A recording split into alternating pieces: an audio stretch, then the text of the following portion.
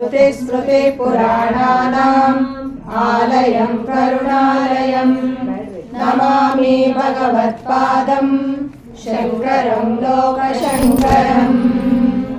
शिवशक्त्या युक्तो यदि भवति शक्तः प्रभवितुं न चेदेवं देवो न खलु कुशलः स्पन्दितुमपि।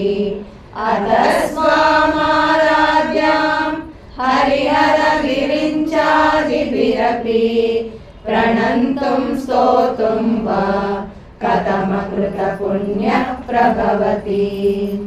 तवाधारे मूले सहसमययानास्य परया नवात्मानं मन्ये नवरसमहाताण्डवनटम्।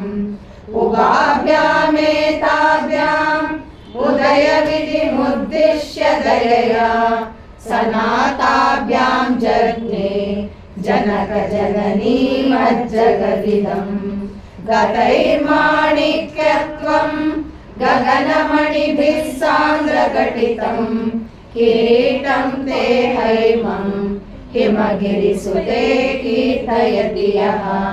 समीरे यच्छाया चूर्णशकलं चन्द्रशकलं धनुःशौनासीरं किमिति न निमग्नाति दिशणाम्।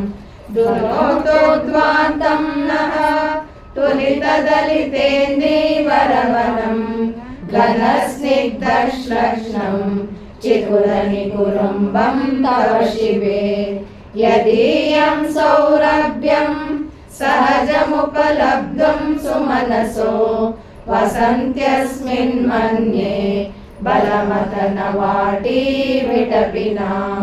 तनोतु क्षेमं नः तव वदन सौन्दर्यलहरी परिवाहस्तोत्रः सरणिरिव सीमन्तसरणिः। वहन्ति सिन्दूरं प्रबलकबरी भारतिमिर द्विषां बन्धैर्बन्धे कृतमिव नवीनार्ककिरणम्।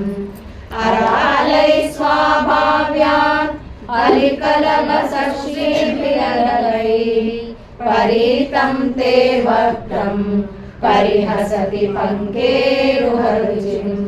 दरस्मेरे यस्मिन् दशनरुचि किञ्जल्करुचिरे सुगन्धौ माद्यन्ति स्मरदहनचक्षुर्मधुरिः।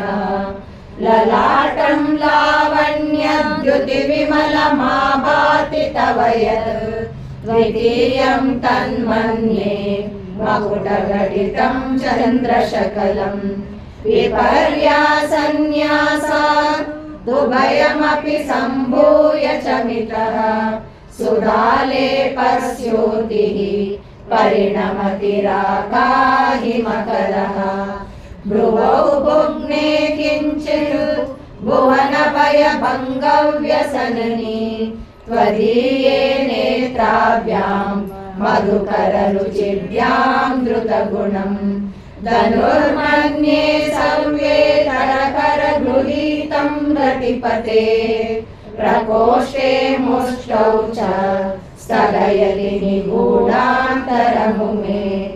अहर्षोते सव्यं तव नयनमर्कात्मकतया त्रियामां वामं ते सृजति रजनीनायकतया।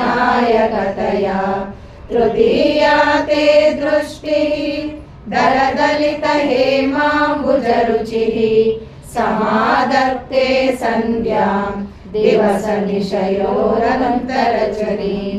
विशाला कल्याणी स्फुटरुचिरयोध्या कुवलयैः कृपाधाराधार किमपि मधुरा भोगवतिका। अवन्ती दृष्टिस्ते बहुनगर विस्तार विजय ध्रुवं तत्तन्नाम व्यवहरण योग्या विजयते। कवीनां सन्दर्भस्तव गमकरन्दैकरसिकं कटाक्षाव्याक्षेपभ्रमरकलभौ कर्णयुगलम् अमुञ्चन्तौ दृष्ट्वा तव नवरसास्वादकरलौ असूया संसर्गात् अलिकनयनं किञ्चिदरुणम् प्रदीपज्वालाभिः दिवसकरनीराजनविधिः सुधासूतेश्चन्द्रो फलजलवैरर्घ्यरचना स्वकीयैरम्भोभिः